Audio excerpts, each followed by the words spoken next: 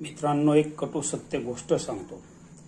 पावसात भिजणाऱ्या उंदराच्या पिलांना एका कबुतराने आसरा दिला आणि त्याच्या पंखाखाली रात्रभर त्यांना सहारा दिला. सकाळी एक चमत्कार घडला. कबुतराने उडण्याचा प्रयत्न केला, परंतु त्याला उडता आले नाही. कारण ज्यांना आसरा दिला त्या उंदराच्या पिल्लाने रात्रभरातून कबुतराचे पंख हळूहळू कुरतडून काढले.